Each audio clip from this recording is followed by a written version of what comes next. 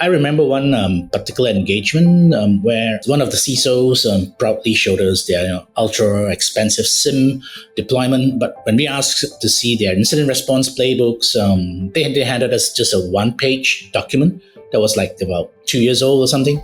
They had invested heavily in detection, but had no coherent plan for response. So predictably, I guess, when we simulated an attack, they detected it quickly, but took around like 3 days to contain it because nobody really knew what to do next.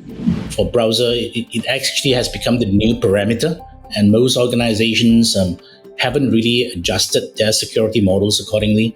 So the biggest blind spot, personally, I think, is the browser-based data exfiltration. Organizations have pretty sophisticated DLP solutions, for email and file transfers, but they're often blind to data being copied and pasted to web applications or downloaded to legitimate cloud services, like as you mentioned, right? If I could do anything maybe differently, I would have probably started building business relationships earlier in my career. Technical skills will get you noticed, but relationships will get you promoted.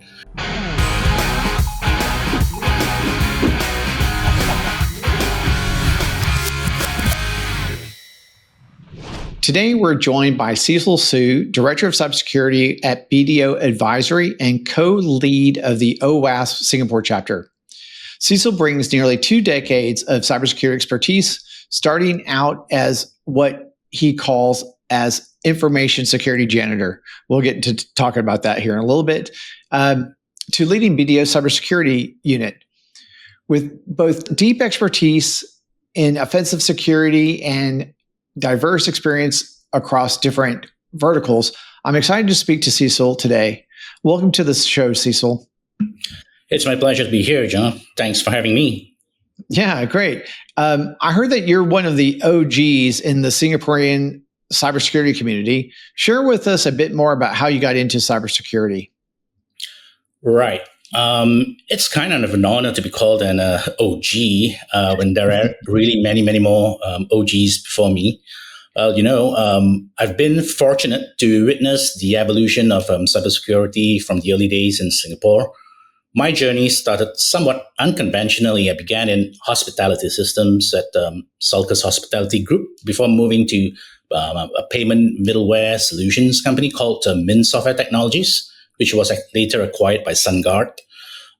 Working with financial institutions across Asia Pacific, including the Monetary Authority of Singapore and the Singapore Exchange, gave me first-hand exposure to the critical importance of securing financial systems. What really drew me into cybersecurity was the intersection of technology and risk. In those early days, as I can recall, we were dealing with fundamental security challenges of many organizations, which actually haven't really been recognized at that point in time. I realized that cybersecurity wasn't just about technology. It was also about protecting businesses, people, and ultimately society's digital infrastructure. So that's what actually hooked me and led me to pursue certifications such as the CSSP, CSAR, CISM early in my career. Right. Yeah, I think that people our age, there wasn't a cybersecurity degree program when we were growing up. There was computer science and maybe computer and information sciences, which more like applied kind of, not cyber, but applied computer science kind of applications. But today, they have cybersecurity programs like cybersecurity masters, bachelor's programs. But I think for us, we just kind of fell into it. Like for me, I fell into it doing work with the U.S. Navy, and I really didn't even know what they were talking about when they were saying, "Hey, you need to secure your solutions that I was trying to deploy into the network." Yeah, but today there's definitely like cybersecurity programs and those kinds of things that happen. I guess I'm kind of curious, when you got into cybersecurity, like you were just saying, is like, did you feel like there was something there? I mean, like you said, I was like protecting the warfighter, but it's like, how did you feel about it?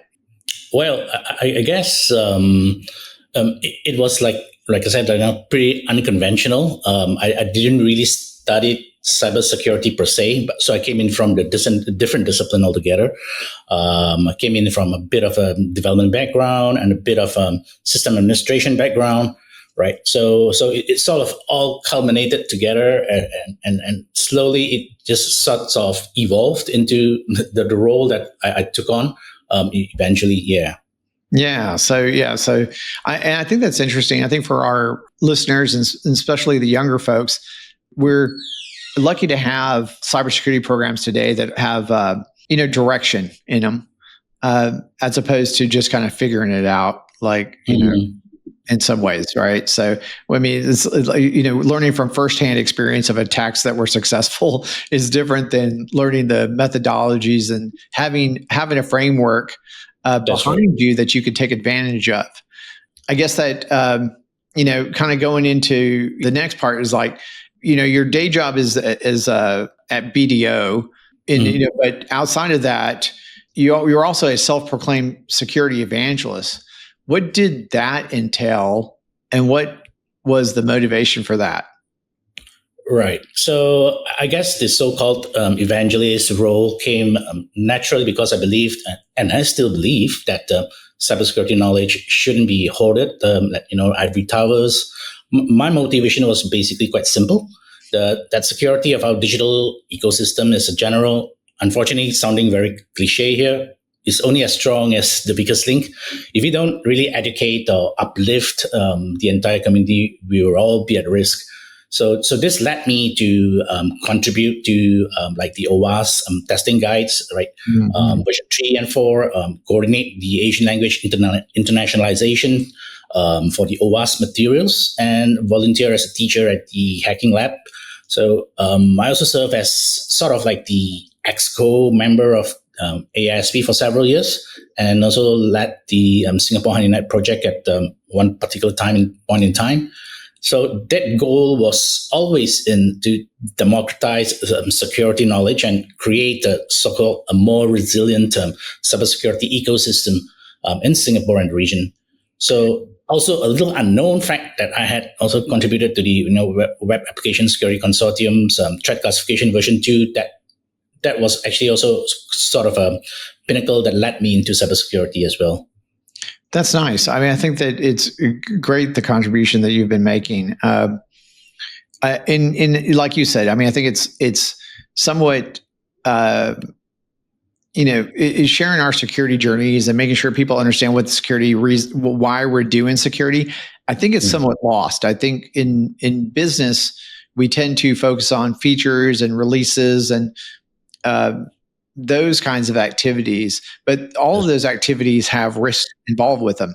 I think that one of the gaps that I see is that often folks that aren't in security ask me, and I've been asked many times, why would someone do that? Right? It's like, that's not what the system is meant to do. Why would someone do that? And I think that just bringing it to people's focus that one, we don't know why people do what they do. I don't know if we know what people do for anything, but inside of the cybersecurity space, it's even more so. It's like, why are people trying to do this? And it's not always for malicious reasons. Some people are just, curious about how systems work, and they just want to know what's going on. But invariably, they identify security vulnerabilities, or they take advantage of security vulnerabilities to kind of pursue their own, interests. But I think there's just kind of this perception that security problems can't happen to me, right? And I think evangelism and letting people know that, like you said, like on the hacking labs and stuff like that, it's like, it's like that you can do it. Doesn't mean that you should do it, but invariably there are just people that are just interested in figuring these problems out, right? Yeah. And now you're a director at BDO. Tell us about a day in your life. What are some of the problems you solve? Right. So I guess as the head of cybersecurity at BDO in Singapore, My day's actually quite varied, which is what I love about the role. I might start the morning and reviewing peer-reviewed QA reports for a particular client on, let's say, their AppSec stack, then move on to preparing some board presentation about some cyber risk management frameworks for some commercial or public client. A typical week, I guess, could involve leading penetration testing engagements with the team leads against some of those infrastructure, in developing some threat detection playbooks for some of the segments of the industry, or maybe also helping some multinational corporation understand their third-party risk exposure.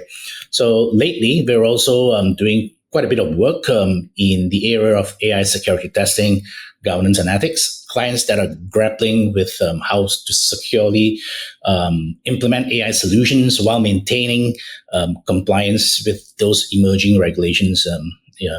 That's all around the world, including Singapore. So what's particularly exciting for me is that we're also a CREST member firm. So we're delivering high caliber security testing services, and as we are also accredited OWASP, the ASVS and the MASVS, which is the application security verification standard from OWASP, which means we're helping organizations to build security into their applications from the ground up, not just bolting it afterward as an afterthought. Yeah. Right. And I like it that you're, telling us a little bit about OWASP. You've been with OWASP for some time, over 6 years as Singapore Chapter co-lead, and are also part of AISP, the Association of Information Security Professionals. How's the security community like in Singapore, and what are some of the duties in these local organizations? So in Singapore's cybersecurity community is remarkably tight-knit, most likely because we're a very small country in a little red dot. It's actually quite globally connected.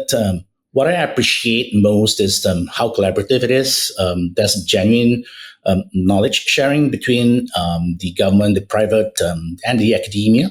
So the community has actually matured significantly since I started, but it retains that startup mentality where everyone's willing to sort of help each other. So as OWASP Singapore Chapter co-lead, alongside Wong On Chi, I focus on bringing the world-class security practices from OWASP to the local community. So we organize bi-monthly meetups, coordinate training sessions, if need arises, and ensure that some of those research from OWASP reaches the practitioners on the ground. So our joint sessions with AISP, the Association of Information Security Professionals, have also been particularly successful in bridging that gap between theoretical knowledge and also practical implementation. So at AISP, my role basically involves within the AI security chapter, alongside Hyun Tam. We work closely with the government agencies like CSA, which is the Cybersecurity Agency, GovTech, to bring about emerging threats and knowledge sharing of AI in the to all these cyber practitioners. So it's a lot about building the profession, not just technology. Sure. I think that one of the things that I miss about Singapore is the cybersecurity community. I don't think I've experienced anything like that anywhere else in the world. I've been in New York City. I've been, in Seattle area. I've been Houston, and it's one of the first communities that I experienced that was so welcoming, right? Mm-hmm. It was a very welcoming community, and I really, I don't know if it's because Singapore is a small country and it's pretty easy to get to each other, but like Tokyo too. I was in Tokyo, and but all of these places, don't have the kind of tight-knit community that Singapore does, and I think that's two things. I think it's one of the nice things about that is that you have someone you can talk to. right? And you've probably had a meal with them or a drink with them or a That's right. coffee with those people. And you can share your problems or solutions with other people, and it's, well received. And it's a really nice community. I don't know if the folks in Singapore really realize how different it is being in Singapore and being part of the cybersecurity community is compared to other places. But it's a very nice thing. I wish we could replicate that in more places. We're quite fortunate that some of the sponsors that we work with, they're actually quite generous. So they sort of sponsor beers and pizza right after the event. So it sort of helps the practitioners and network thereafter. Yeah, the young people in the community get to take advantage of that too. Talking to senior leaders, and you're just having a beer, over by Marina Bay Sands or something, and you just have a drink, and you're able to talk to people that have lots of experience and lots of knowledge that they can share. I mean, it's a great community. A little bit more about OWASP. What's the most interesting or impactful OWASP project that you've worked on? Okay, so I guess for me personally, it would probably be contributing to the OWASP testing guide, which was transformative for me professionally, and working on the versions of 3.0 and 4.0 meant collaborating with a number of security researchers globally to codify the best practices for AppSec. What made it particularly impactful was probably seeing how these guides were adopted by organizations worldwide, from small startups to Fortune 500 companies. But I guess beyond that, the technical contribution, coordinating the Asian language internationalization efforts also showed me the power of making security knowledge accessible. So when we translated those OWASP materials into local languages, adoption rates increased dramatically across the region, particularly in the ASEAN region. It also reinforced my belief that cybersecurity shouldn't be limited by language barriers. Yeah, I agree. The more, like I think you were saying earlier that, as part of evangelism, it's getting the information out there. We all have these problems, and we have different problems at different times, but they're all our problems. That's exactly from right. From a cybersecurity perspective, as a practitioner, we often think about what it is that we're doing to protect our own infrastructure. However, just like any trade, we need to make sure that other people can pick up the work after we've left, so to speak, exactly. Right? And I think that's a big part of what it is that we need to do as cybersecurity leaders. And the onus is on us. The onus is on us to make sure that knowledge is spread in those experiences that we've had, because it is a different.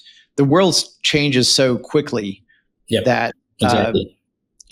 Taking advantage of folks that have been in the trenches and have figured out that, hey, this is a best practice. You should really be doing this. Don't think about cybersecurity till the last minute, right? Because that's, I think, another thing that we often deal with is, especially in the OWASP and the application security perspective space, is that we have people that are developers who, again, are doing, the work that businesses and governments need so that we can deliver capabilities so that our users can do what they need to do. But at the same time, we need that capability to be secure, like SQL injections and, request forgeries and those kinds of problems. Is that those are not problems that we want to figure out when the system is live, right? Exactly. And making sure that you're, at least covering like the OWASP top 10, and making sure that is paramount to us, making sure that applications are secure when they're on the internet, which, it's kind of crazy. I remember 2012 or so, I was working with some school and I was trying to figure out, how to get my son on a bus route. Right. And the person that was dealing with the bus route didn't know how to make the query work, but the query was actually in the in the URL, right? And I could just change it and just dump information. It was kind of odd, but I was able to get to what I needed to get done just by circumventing control. But but I think that folks, don't realize that people have needs. They're going to try to figure out what to do and trying to get to their objective, whatever that objective is, whether it's good or bad. Needs to be protected, right? And start early. Don't wait till a week before your product's going out to production to go and do those checks is important. So, well, let's talk about enterprise security and the threat landscape a little bit.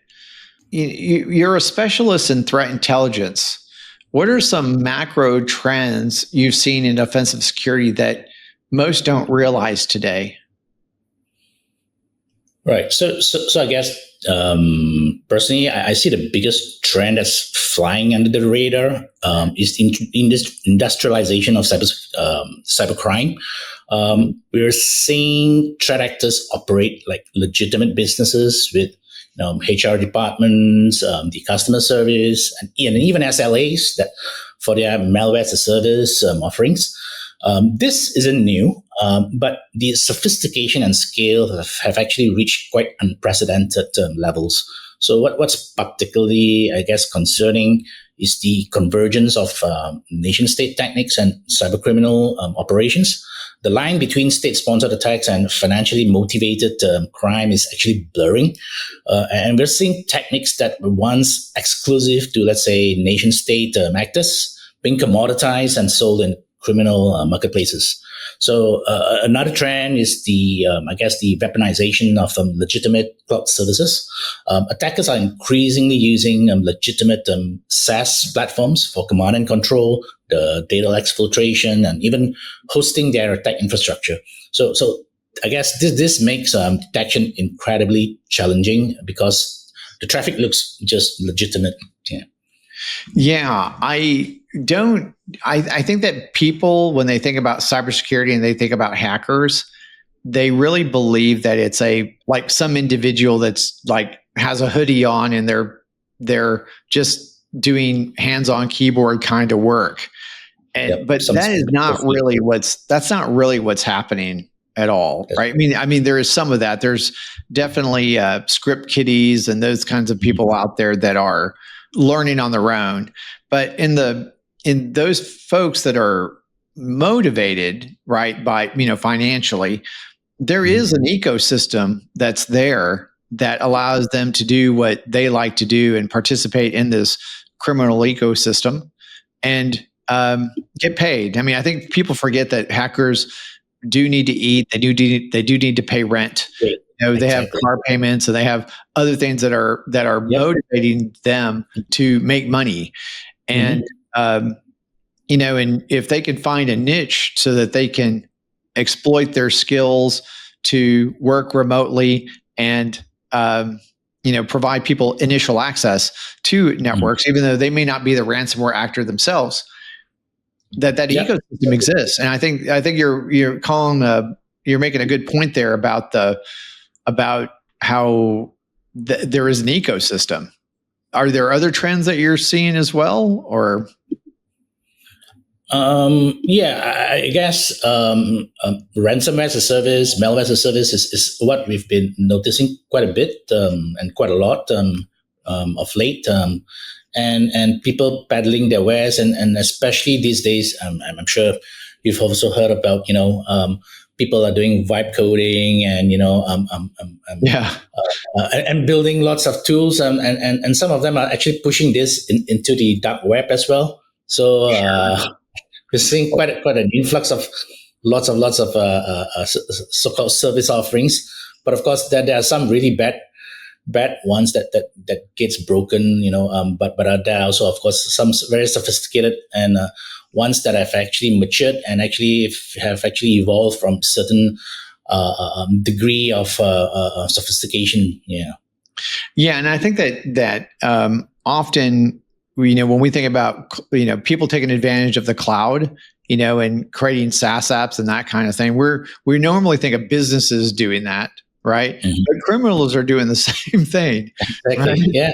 they're taking advantage of cloud. It allows them to innovate faster using AI.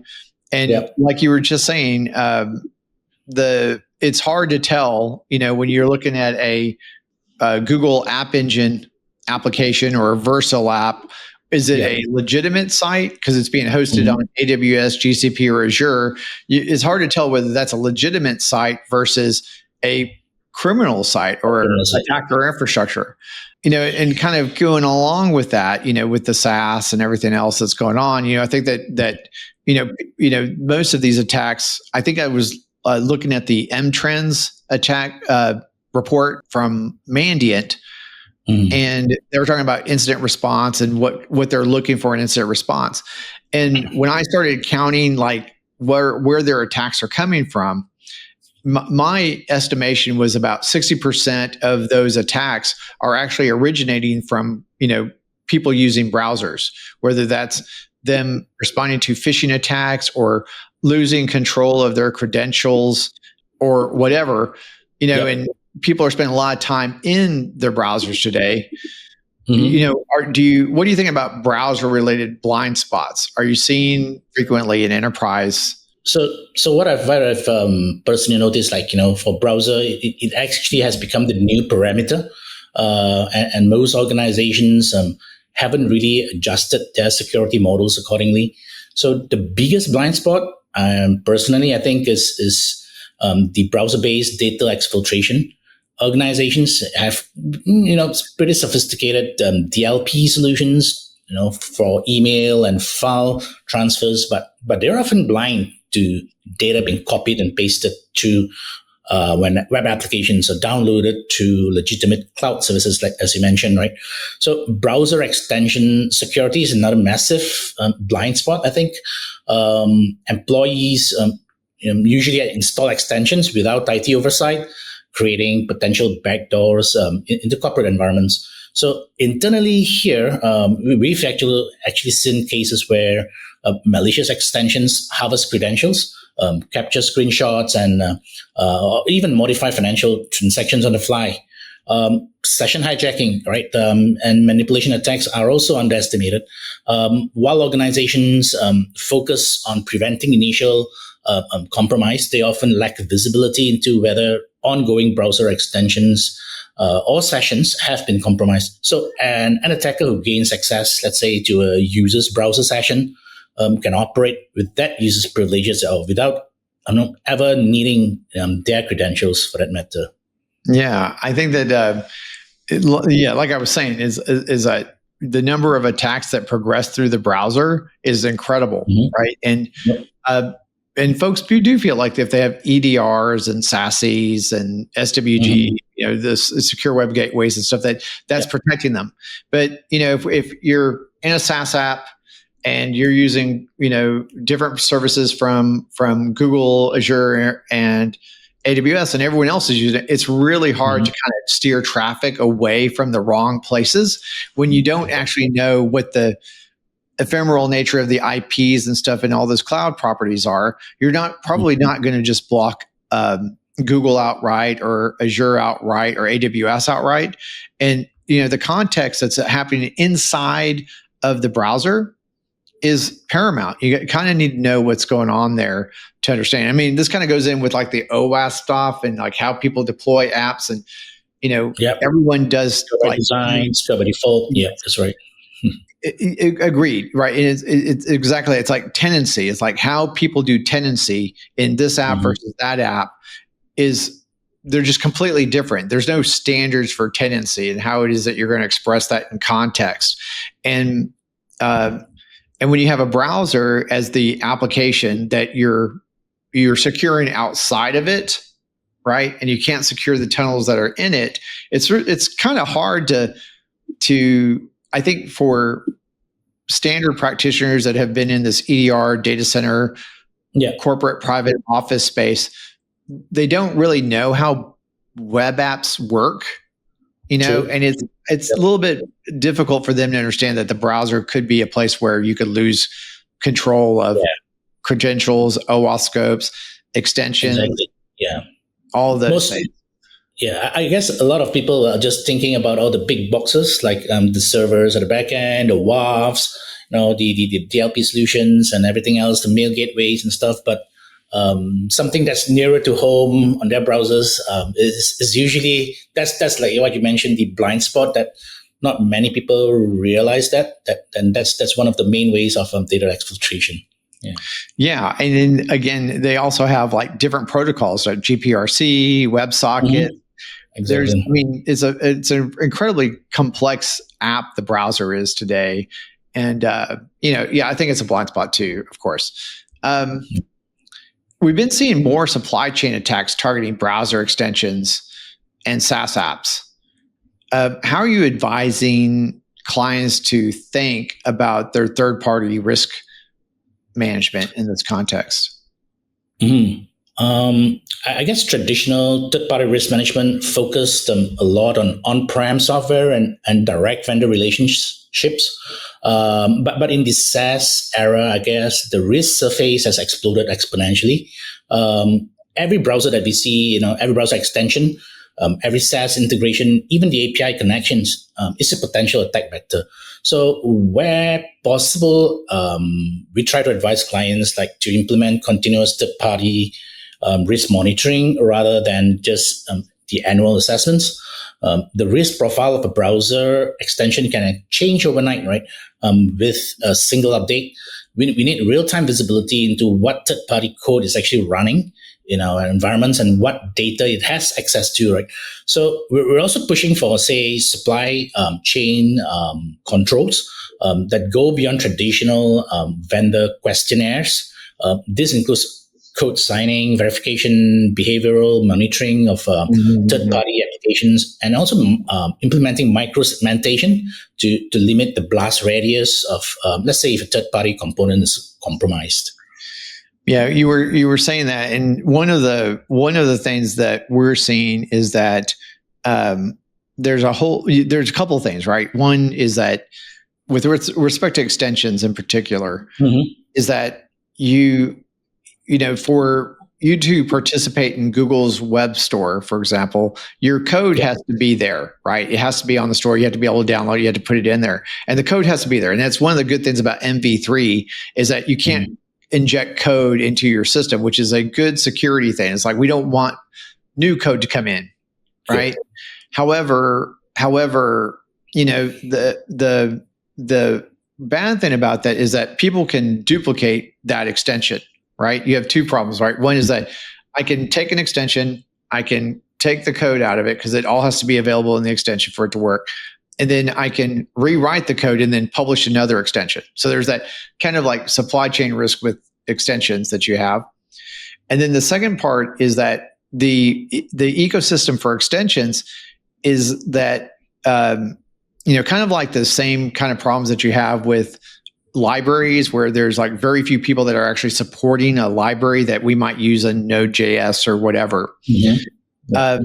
That the transfer of responsibility or accountability for that third party code isn't well managed. It's like if I'm as a developer, I've been working on this project for 10 years and I'm tired of doing it. Transferring that responsibility to somebody else feels like something that would save me headaches, right? If someone's willing to pay to take over my extension or my third party library, that might be good for me, right? But for us as enterprises that are using all that software, who's making sure that that code that is doing what we expect it to do, right? I buy it, or I take over responsibility for it, and then I can inject my code, my malicious code, or I can change the terms and conditions to which I'm doing that code. That whole extension universe and that third-party code universe is it's not like you're dealing with corporations. You're dealing with individuals in a lot of cases, or groups of individuals. I don't know if that's going to change or what we have to do to fix it holistically. But as an enterprise, we need to be conscious of the fact that extensions trade hands, third parties, open source libraries change hands. And what are we doing to to handle that? What do we do? What do we do to handle that? In some ways, I think it's like software bill of materials, making sure that we understand what the code is and how it's changing, and if we're comfortable with that change, or if it's changing significantly. I guess we could rely on like Black Duck and Sync to kind of give us some ideas on the open source libraries, but I'm not sure what we're doing on it. I guess the visibility of it is important, right? The being able to tell, and like I said, the accountability of each of this, because of the fact that it's on to the developers, it's individual, and it's not really something that can be managed like holistically. Even though there are some that can be managed more holistically than others, but I guess I'm not sure. Maybe it's something to do with a play of enforcement of certain policies and procedures and some access controls that enables or helps to uplift some of these issues that developers are actually facing. Yeah, and I think that like with respect to extension risks, right, in the browser, we do have some controls. Like I think if you have Intune in your environment or some other MDM, generally speaking, you can say this is extensions allowed or this extension is not allowed, which is very binary. But having more granular controls other than yes or no would be useful, right? So, because again, you might say that this extension is okay today, but it changes hands in 3 months' time. You need to know that problem occurred, or that occurred, and that you need to do something about it. And I think that's where a lot of the gaps are. And I think there are definitely tools. We do that kind of visibility and control of like extensions in particular, but also OAuth scopes, because that's another thing that always, well, two things like in extensions. It's like a lot of extensions, just like most developer delivered code. And this is probably more on the thinking about the OWASP side, is like what permissions is my executable running at, right? Does it have the permissions it needs, or does it have way more or overly permissive permissions to kind of do its job? And I think developers kind of tend towards, in my experience, and I don't know if this is your same experience, but my experience is that they tend to ask for more rights than they need. That's true. And again, it's for the business benefit, right? Yep. But I see that happening in extension world. I see it happening in how we run. What processes how the execution of the code is running, and it's as cybersecurity practitioners, we know that we look for that. But it's really hard to tell with respect to extensions what is going on. And I think managing the OWASP scopes, because those can also be over permissive as well. There's a lot of things to worry about. That's true. Yeah. And I think that was what's surprising to me when at my last job, I had a whole intellectual property protection program, and I was, I felt pretty confident about it. But when we started thinking about things like, what can I stop copying and pasting between this app and that app? All of a sudden I can't, right? And it's like there, it's like the context and the tendency and what those kind of things is like, I think the browsers are a big blind spot, obviously, since, let's talk about security postures in general, right? Because there's definitely problems with OWASP and apps and how applications get deployed on cloud infrastructure. But when you're thinking about like security posture today, and you're doing an engagement, what's the first red flag that tells you something's wrong with someone's security posture? How do you know that is there like a big red light that says, okay, this is a problem? Right. I think the biggest so-called red flag that is that more or less notice is that when an organization can't really answer basic questions about their data flows and access patterns. If they don't know what data they have or where it lives or who has access to it, then everything else is just like security theater, right?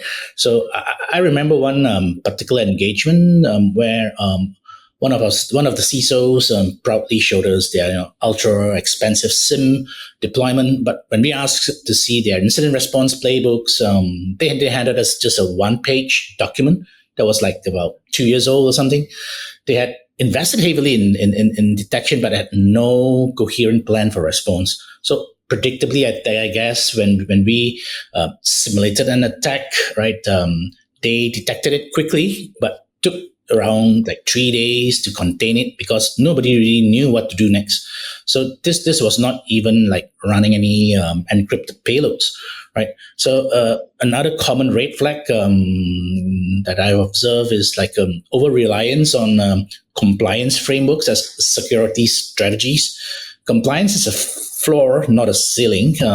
Organizations that pick like SOX or ISO 27001 as their sole and only security strategy often have significant gaps in their actual security posture. Right. When they start telling you, here's my compliance documents, I'm compliant with SOC 2 or I'm compliant with ISO 27001, you're like, okay, is that's your program? You're compliant. I agree. I remember at one organization, the security leaders were, and I had just taken over the organization. I'm kind of doing my due diligence, trying to figure out what's going on. And they were very, very confident that everything was okay. And I'm like, and from my perspective, I'm in one of two worlds. I'm either breached or not breached. Or, yes. One of these, and I either know about it or I don't know about it. So I have this very simple matrix. It's like I'm breached, I'm not breached, I know about it, I don't know about it. It was very much a question. It's like, you're very confident about this. So what about our security program gives you that confidence? What is it? What is it about it? I mean, are we the best at patch management? Are we the best at detection? Are we the best at response? What is it about our program that gives you that confidence that there's no way that we're breached? And I think that's kind of like a telling thing is like, all because you don't know about something doesn't mean everything's okay. Exactly. Right? Yeah. It's like, and I think that I think one of the failures that we have in, I don't know if it's a failure, but one of the issues that I think we have in cybersecurity is that we believe that like vulnerability management is going to save us, right? Or that patching is going to save us, or that we're going to be compliant with this or that program, and that's going to save us. And the only place that saves us is is actually with lawyers, right? And insurance. True. Right. Yep. It's like, it's like if once we do the investigation, we figure out that, this person didn't do this, or that person didn't do that, or this person didn't follow the AUP and they did X or Y or Z. That still doesn't help us from a in my opinion, right? It doesn't help us from a reputation perspective. It didn't cause us, it didn't stop us from having fines, right? It didn't stop us from, yeah. So, but I do think I do think it's a red flag also when you're like compliance driven and you're not. I'm particularly threat driven. I like to know that. I like to have visibility and I like to see what's going on in my network. And but there's a lot of people that are very risk focused or compliance focused, and I don't know. It's not bad. I mean, it's compliance is necessary for sure to just give everyone a level set or standards to kind of address to, but to focus on it is that like all because we're, like you said, what did you say? You said, this is the minimum. It's not the ceiling. Ceiling, that's right. Yeah, it's the floor, not the ceiling. Yeah, exactly. The floor, not the ceiling. And it's like you might be able to trick your audit committee, but you're not going to trick the market. You're not going to, you're not going to trick your customers that you lost data from. Regulators, yeah. All because you were compliant, right? So I think that's a interesting point of view there. From being a practitioner to now advising executives about cybersecurity, what's the difference? How do you convince skeptical stakeholders to adopt security controls? Mhm. Right. I guess the fundamental difference, I believe, is language and maybe perspective. As a practitioner, I normally speak in terms of vulnerabilities, exploits, technical controls. But when advising executives, I may probably need to rephrase that in terms of business risk, operational resilience, or some kind of a competitive advantage term. I guess skeptical stakeholders usually become believers when you show them how cybersecurity enables, like, say, business objectives rather than hindering them. So I often start by trying to demonstrate how robust security can accelerate digital transformation initiatives, maybe, and improve customer trust or create some kind of a competitive differentiation, right? I guess as an example, right, rather than saying we need multi-factor authentication, I'll try to say things like implementing strong authentication will actually allow us to support remote work securely, which will reduce our real estate cost by maybe around 30% and improve employee satisfaction. So same control, maybe just different framing. Yeah. Right. Well, and another one might be like, good DevOps practices. We can put our security in it, and we're looking to accelerate first-time deployment of, successfully. It's like, hey, how do we accelerate the business in deploying new code? We get a security benefit out of it, but the business gets velocity, right? So it's trying to figure out those places where we're actually working together. As that's what I heard you say, right? Yeah. So we're an ally. Yeah. Not the enemy, right? But we're basically business partners with the clients. Yeah. Yeah, and I feel like a lot of times when we talk about security, we kind of push ourselves into this idea about confidentiality and secure communications and TLS and patching and all those kinds of things. But we hardly ever talk about availability or integrity or being able to trust systems, I feel like. And some of those things that we should be doing inside the confidentiality, integrity, availability kind of triad are things that are actually business enablers. They do enable the business, and those practices that we bring actually can help the business. Understand what it is that they're investing in, right? Identifying, sometimes businesses have too many different technologies in place and too much technical debt. I'll use technical debt to be like old architectures where they don't really have good documentation on it. And going back to your point about what's a red flag is not knowing what systems are needed on your environment, because you don't understand the flows.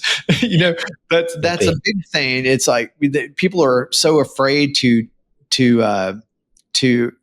or I've seen IT leaders that are afraid, or business leaders that are afraid to decommission a system because they don't know if the system's needed or not. So you have this. What's going to break later, right? Yeah. It's invariably going to break, or someone's not maintaining it, or the org structure change, especially in really big organizations, big financial service organizations, big, people with 100,000s of employees and big 40,000 person engineering development teams. Those org changes that happen there leave a lot of systems that are just like orphaned, and not knowing where those orphaned systems are, or how they're in your flows, or that they've been deprecated by the different business units. I think that creates a lot of unnecessary risk in organizations. But just figuring out that, from a cybersecurity perspective, I think we're best suited to kind of figure out where the flows are, what systems are being used, who's logging into those systems, are they being managed, and giving that information back to the business to say, hey, we have a number of systems that are, like you said, consuming compute. They're eating electricity, and it'd just be more sustainable if we just decommissioned it, right? But those are business benefits that I think, executive stakeholders can appreciate, versus, just the something. Yeah. right. So So just take mine off it.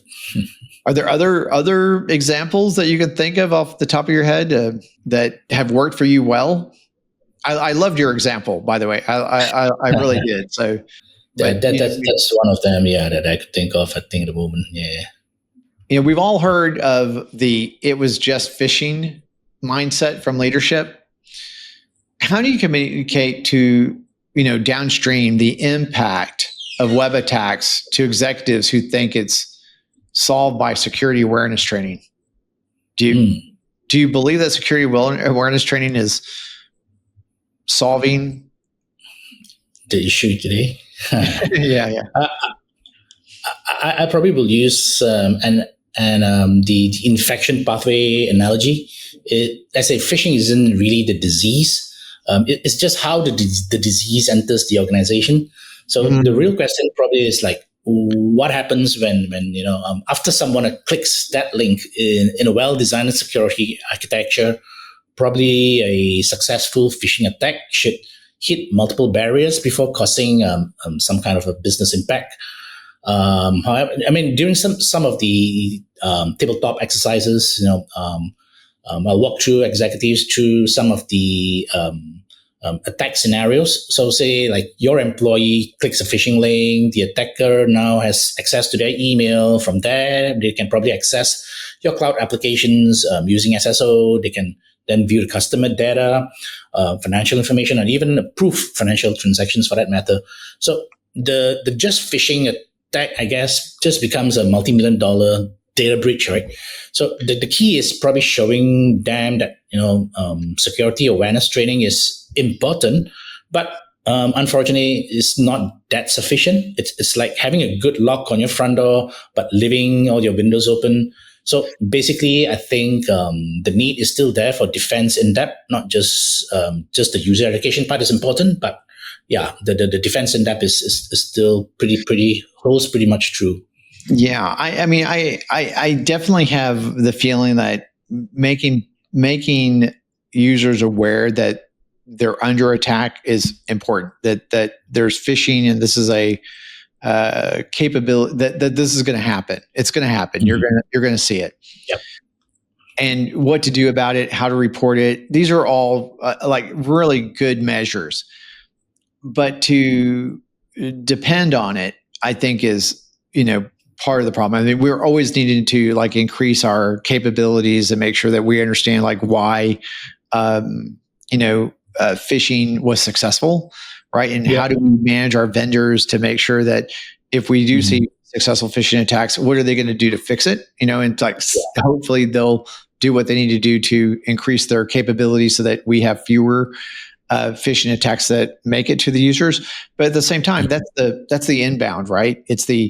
This is how the attack progresses. So, but there's the opposite, which if you're hoping that the human's going to be able to discern every single phishing attack and be successful in identifying it, I think is hopeful, right? But you need to have other defensive capabilities that are protecting your outbound flows as well, right? And measure it. And measure your phishing, success rates, right? That's true. Not just from the human perspective, but how did your defenses actually? How did your defenses react to it? And if you are seeing that, if you're seeing that it's working, then great. But I think that the other part is like, how is it that we identify new? In some cases, new technologies that we need to employ to better defend ourselves.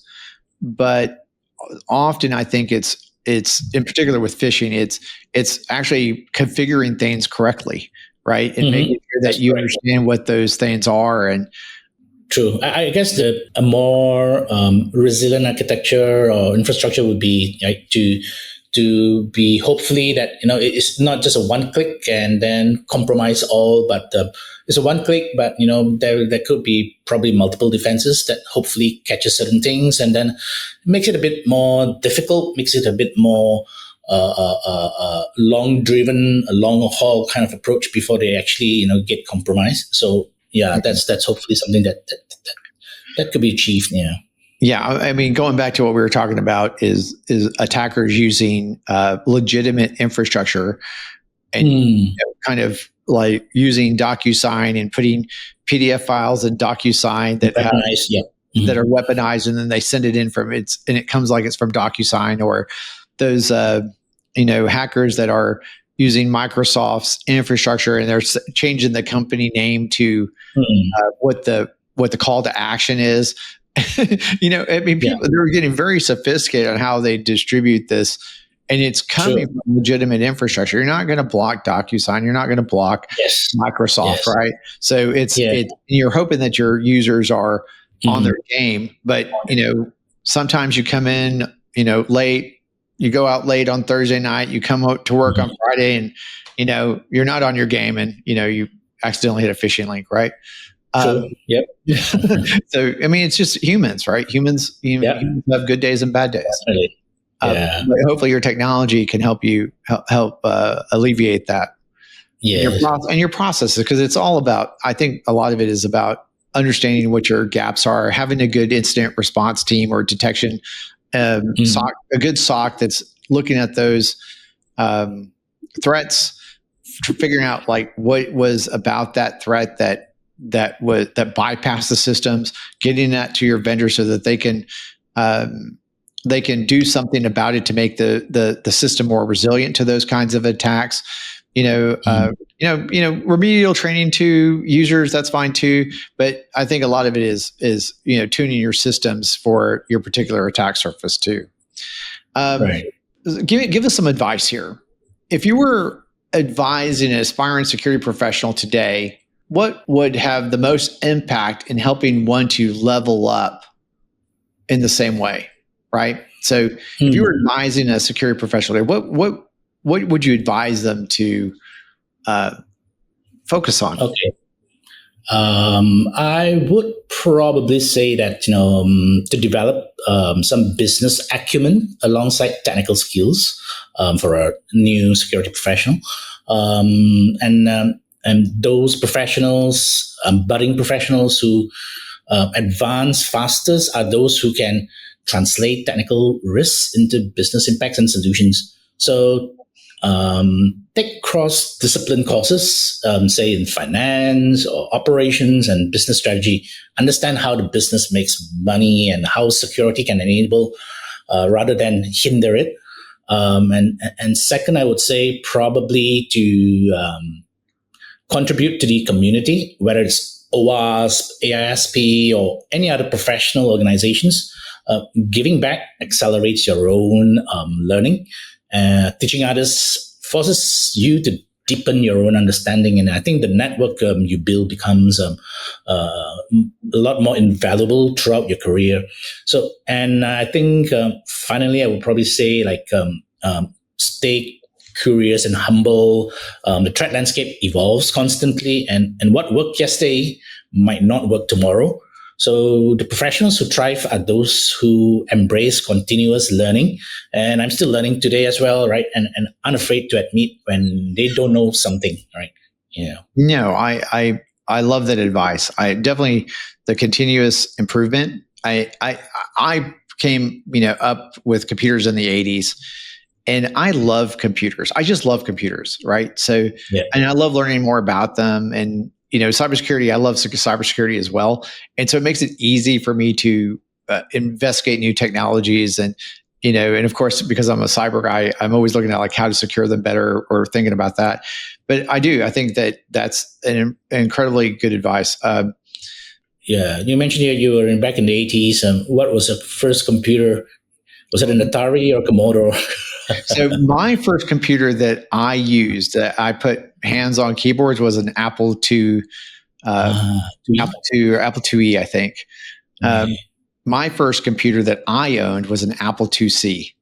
right? Wow. And so, and I had a little Hey Smart modem with it, so I could connect to the networks and stuff like that. So it was a different. But yeah, it was like 1984 or something, long time ago, right? Yeah, But yeah. Mine was a Commodore 64, I think. okay. Yeah, a friend of mine down the street had one. Yeah. Had different people had like TRS 80s and stuff, but it was a totally different world. We didn't have Google answering questions Yep. for us. Nope. There's definitely no Gen AI asking Yeah. for stuff. Gopher would be would be like Yeah. the World Wide Web thing. No, you remind me is like one of the stories I tell people. Like I remember using FTP and I remember using Gopher when I was at Apple at the time. And the Right. first Mosaic browser, NCSA Mosaic browser Yep. 1.0B came out. And I remember going to the web and, it just had bookmarks for universities and stuff like that. And I remember going through and looking at these websites, and I really couldn't differentiate what I was seeing on the web from Gopher. I felt like Gopher was like largely similar. Right.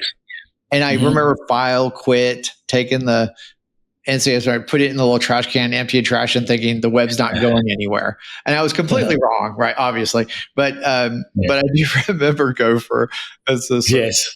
What I thought was going to be super interesting was cryptography. I thought cryptography was going to be the thing that made our lives better, like SMIME, secure MIME, for making sure that I knew that it was you that sent me an email.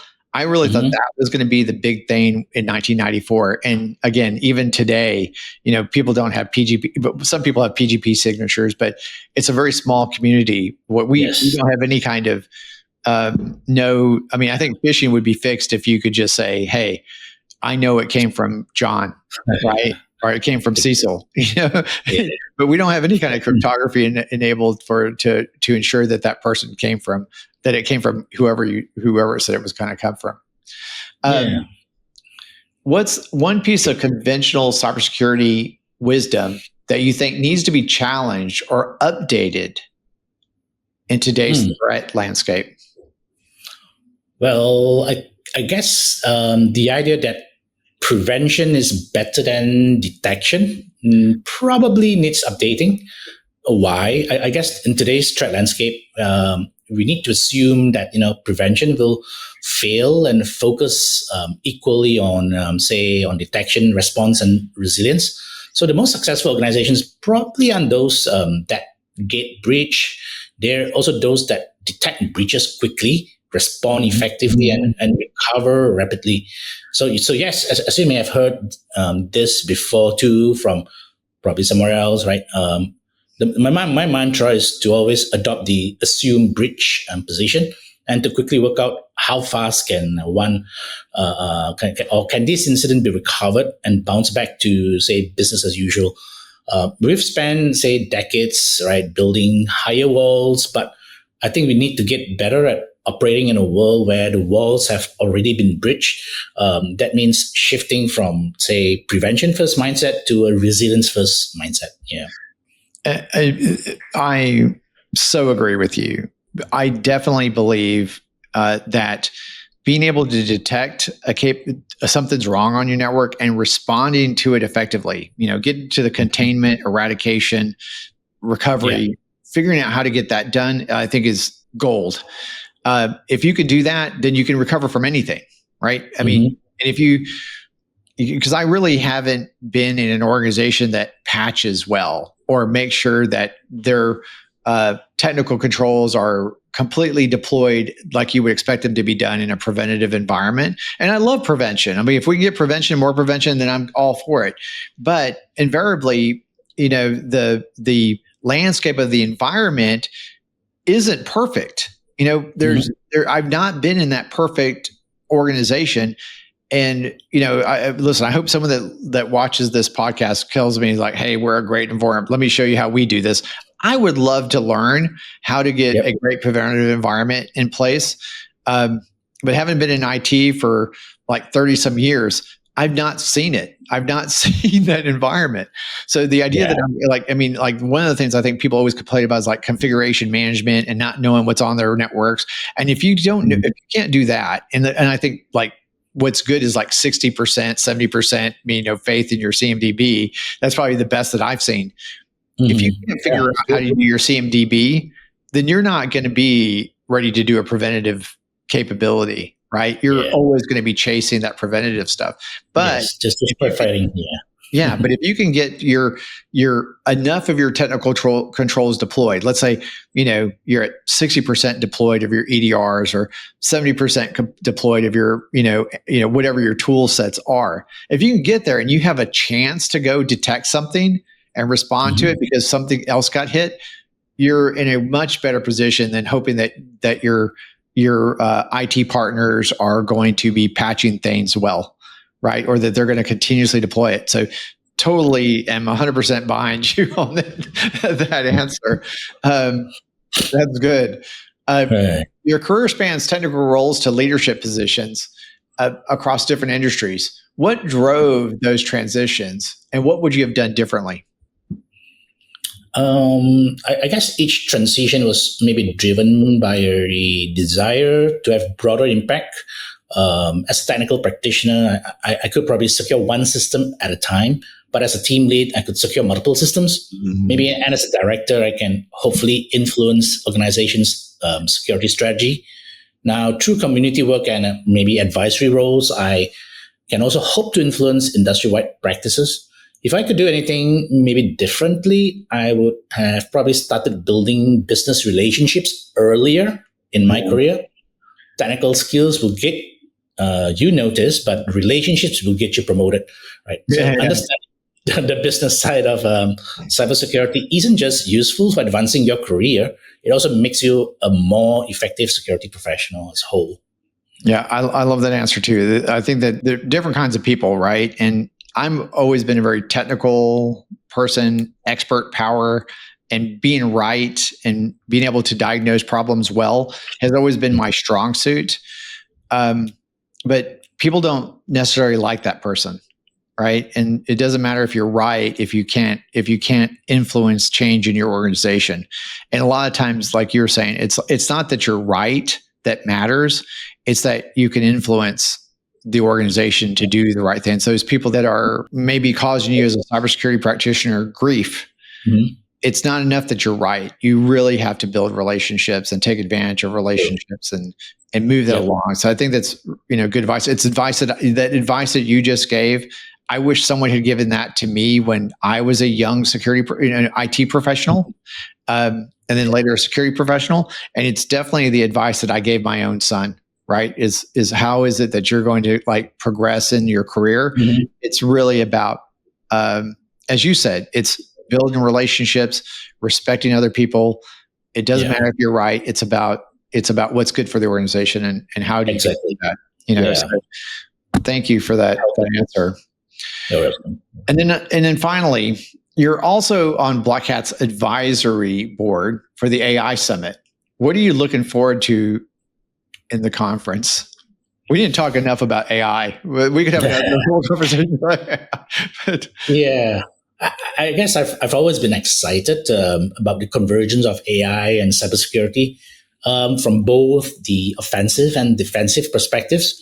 At this point, I think we're actually at the inflection point where AI is simultaneously creating new attack vectors and new defensive capabilities as well. So the AI Summit at Black Hat explores this duality in depth. So what I'm particularly looking forward to in the discussion around AI is probably around AI governance and ethics in cybersecurity, because the reason is as we deploy AI-driven, AI-powered security tools, I think we need and to ensure that they're transparent, explainable, and aligned with organizational values, right? The technical capabilities are advancing rapidly, right? So, but the governance frameworks are usually lagging behind. The AI conference or the AI summit also addresses the skills gap in AI security. So we need cybersecurity professionals who understands AI and AI professionals who understands cybersecurity, right? We were in a similar position back when application and security were in its own silos, and then we had the convergence of AppSec, right? So building these bridges is critical to the future for both domains, I believe. Very good. Very nice. Cecil, I appreciate you joining me on the Be Fearless podcast. Thank you It's my so much pleasure. for your The pleasure time. is mine. Yeah. Yeah, very good. Thank you, John. Thanks much.